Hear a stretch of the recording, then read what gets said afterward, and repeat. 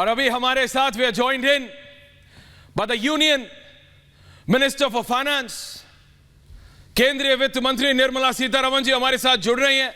Ma'am, you are live on Republic and Republic Bharat. Thank you so much for taking out time and talking to us ma'am.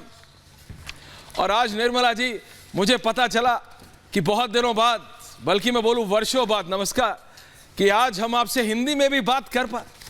You are giving interviews in Hindi also ma'am, that's a good news.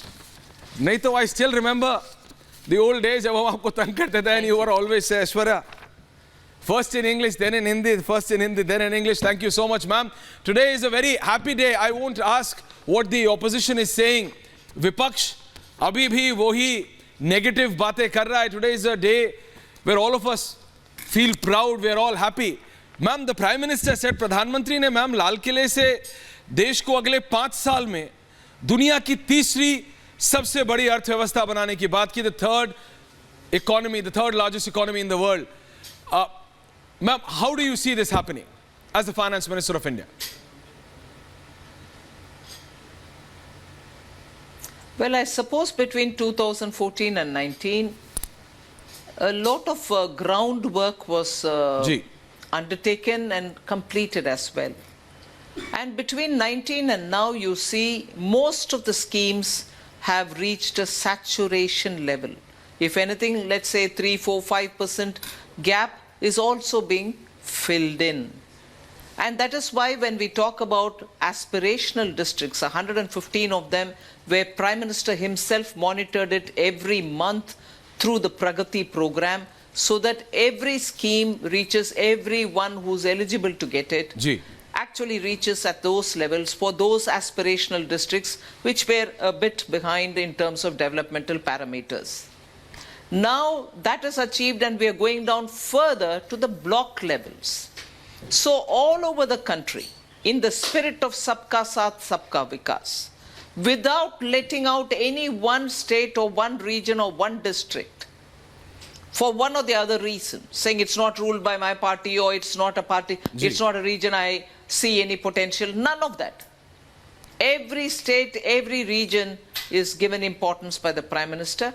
And as a result, you've reached a certain level of basic amenities reaching the people. Now, after this, it's a question of taking forward further action so that economic activity in every one such a pocket, in whichever area they have had strengths, are given the necessary assistance. Give them fiber optic cables, make sure that electricity is 24/7, make sure that they are physically connected as well, if there are waterways, with waterways or by roads, by air connectivity and so on. So that the momentum for growth is given that kind of a stimulus from all the regions. So that's going on, and therefore we think it is possible to reach the 3rd rank. Nirmala ji, प्रधानमंत्री ने यह भी बताया कि central government का जो devolution to state governments है वो 30 लाख करोड़ से अब 100 लाख करोड़ हो गया है। लोकल डेवलपमेंट स्पेंड अब 70,000 करोड़ से बढ़ के 3 लाख करोड़ हो गए हैं। अफोर्डेबल हाउसिंग 90,000 करोड़ से अब 4 लाख करोड़ पहुंच गई है। यूरिया फर्टिलाइजर की जो 3,000 रुपए से अब कीमत 300 रुपए आ गई है। 10 लाख करोड़ की सब्सिडी है। लेकिन I have to ask you ma'am कि विपक्ष जो आपका ऑपोजिशन है वो अभी भी ये कहता है कि ये सारे नंबर्स हैं, बट देश के वित्त मंत्री के तौर पे डू यू सी दैट ये सारी चीजें आखिरी, जो आपकी पार्टी का भी मोटो है अंत्योदय, आखिरी व्यक्ति तक पहुंच रही हैं ये सारी स्कीम्स? आपका इस पे क्या कहना?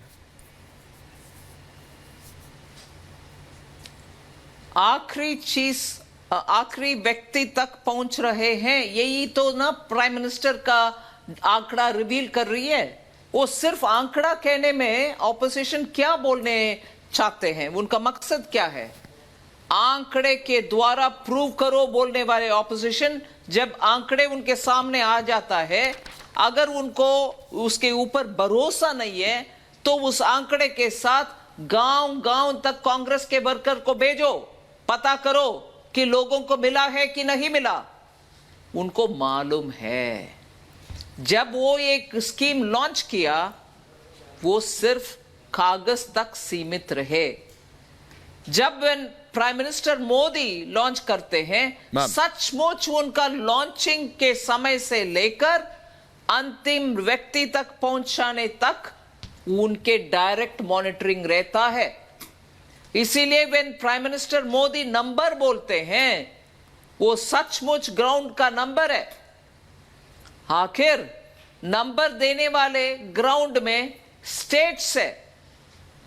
जब अगर राज्य सरकार नंबर देती है और उसके ऊपर आपको भरोसा नहीं है, चाहे आप वो आपका पार्टी हो, आप मतलब कांग्रेस पार्टी हो या कुछ और पार्टी हो, स्टेट और रीजनल पार्टी हो, वो नंबर देते हैं भाई।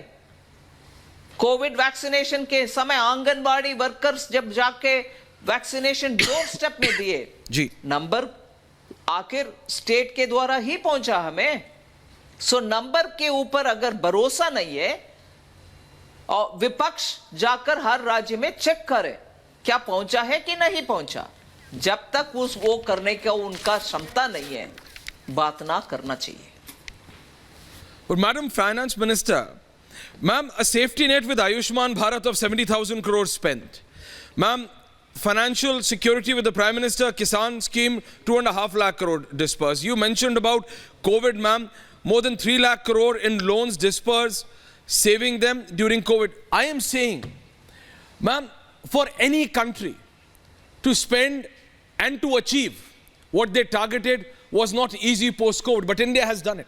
But the whole irony is that the opposition, which seems to only and only concentrate on 24 elections, has completely forgotten that what good these schemes have been able to achieve for the people, to the point that they have come that calling the voter, ma'am, I'm asking you on the day of independence today, that the voter which votes for BJP, they are calling them demon. They have become so frustrated now, वो इतना frustrate हो गए निर्मला जी कि वो voter को राक्षस बुलाने लगे।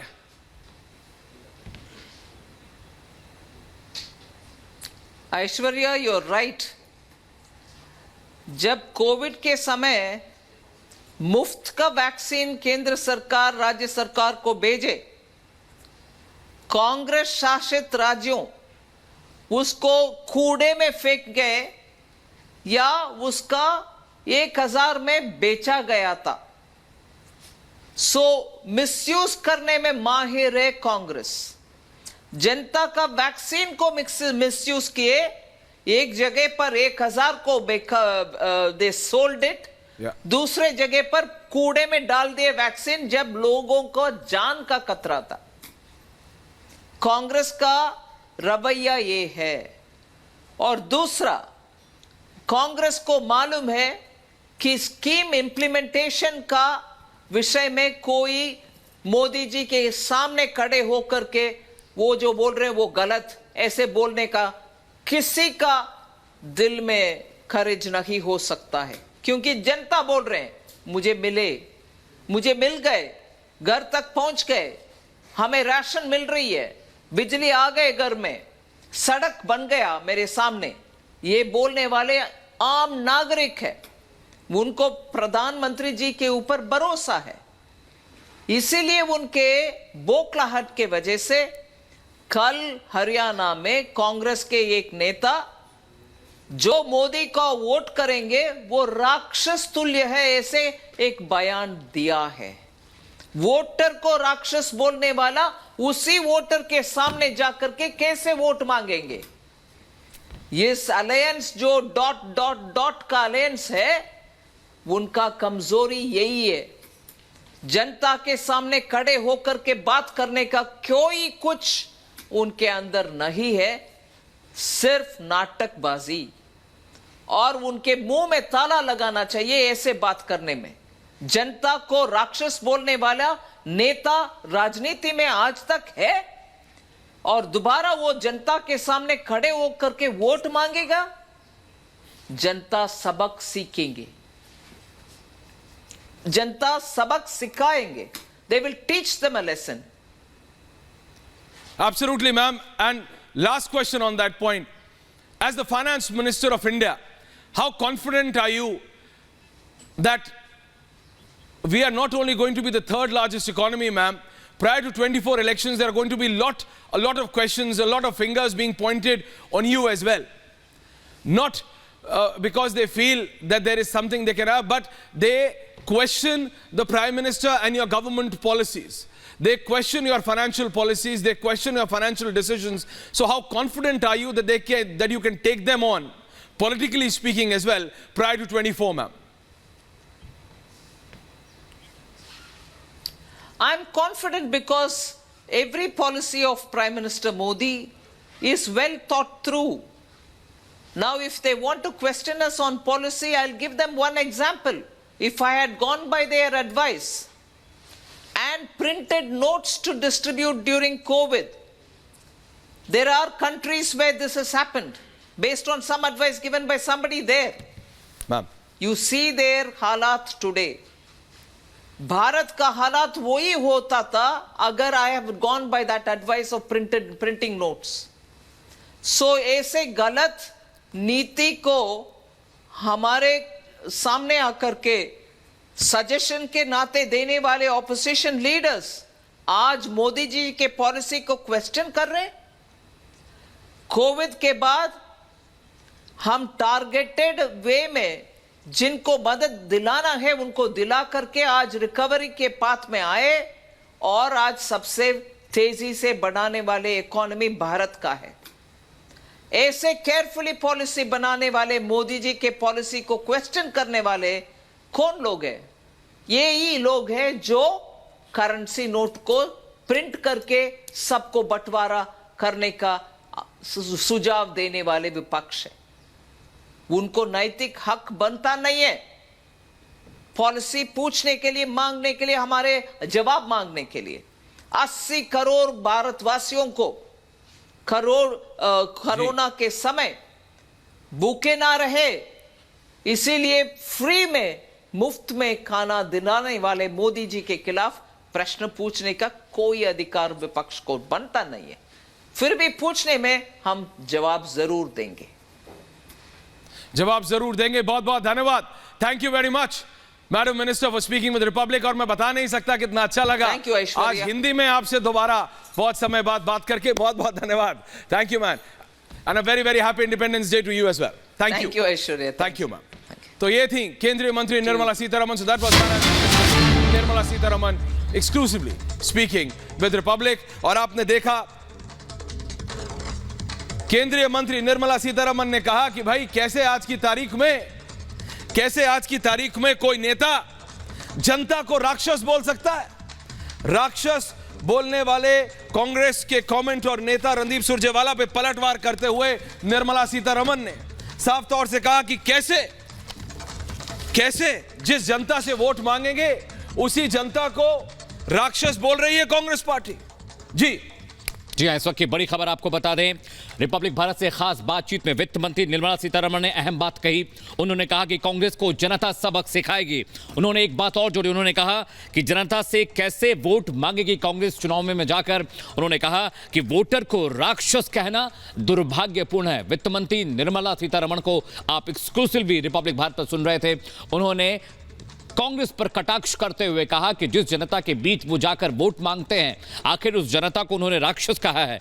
कैसे जनता से वोट मांगी जाएगी कांग्रेस. उन्होंने ये बात भी कही कि आने वाले चुनावों में जनता कांग्रेस को उनकी भाषा, उनके बोलचाल के तरीके पर सबक सिखाएगी.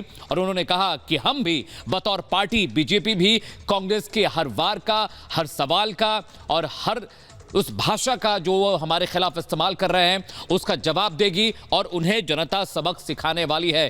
अहम बात उन्होंने कहा कि आखिर कांग्रेस कैसे उस जनता से वोट मांगेगी जिन्हें वो राक्षस कहते हैं. आखिर कैसे उस जनता के बीच जाएगी जिन्हें वो डीमन कह रहे हैं. रिपब्लिक भारत से खास बातचीत में निर्मला सीतारमण ने देश के विकास की रूपरेखा पर भी बात की. उन्होंने उन पॉलिसीज के बारे में बात की जिसे लेकर भारत अब आगे बढ़ेगा.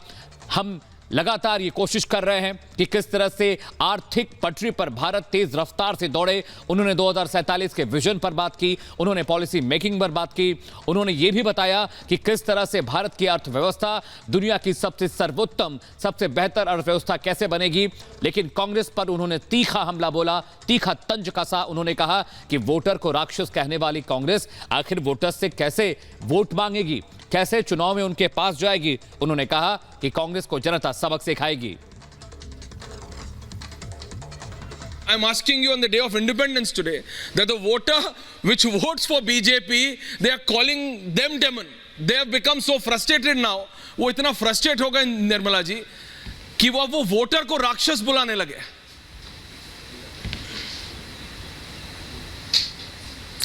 Aishwarya, you're right. जब कोविड के समय मुफ्त का वैक्सीन केंद्र सरकार राज्य सरकार को भेजे, कांग्रेस शासित राज्यों उसको कूड़े में फेंक गए या उसका 1000 में बेचा गया था। सो मिसयूज करने में माहिर है कांग्रेस। जनता का वैक्सीन को मिसयूज किए, एक जगह पर 1000 को दे सोल्ड इट, दूसरे जगह पर कूड़े में डाल दिए वैक्सीन जब लोगों को जान का खतरा था। कांग्रेस का रवैया ये है। और दूसरा, कांग्रेस को मालूम है कि स्कीम इंप्लीमेंटेशन का विषय में कोई मोदी जी के सामने खड़े होकर के वो जो बोल रहे हैं वो गलत, ऐसे बोलने का किसी का दिल में खर्च नहीं हो सकता है, क्योंकि जनता बोल रहे हैं मुझे मिले, मुझे मिल गए, घर तक पहुंच गए, हमें राशन मिल रही है, बिजली आ गए घर में, सड़क बन गया मेरे सामने। ये बोलने वाले आम नागरिक है, उनको प्रधानमंत्री जी के ऊपर भरोसा है, इसीलिए उनके बौखलाहट के वजह से कल हरियाणा में कांग्रेस के एक नेता जो मोदी का वोट करेंगे वो राक्षस तुल्य है ऐसे एक बयान दिया है। वोटर को राक्षस बोलने वाला उसी वोटर के सामने जाकर के कैसे वोट मांगेंगे। ये अलायंस जो डॉट डॉट डॉट का अलायंस है, उनका कमजोरी यही है। जनता के सामने खड़े होकर के बात करने का कोई कुछ उनके अंदर नहीं है, सिर्फ नाटकबाजी। और उनके मुंह में ताला लगाना चाहिए ऐसे बात करने में। जनता को राक्षस बोलने वाला नेता राजनीति में आज तक है और दोबारा वो जनता के सामने खड़े होकर के वोट मांगेगा, जनता सबक सीखेंगे, जनता सबक सिखाएंगे। They will teach them a lesson.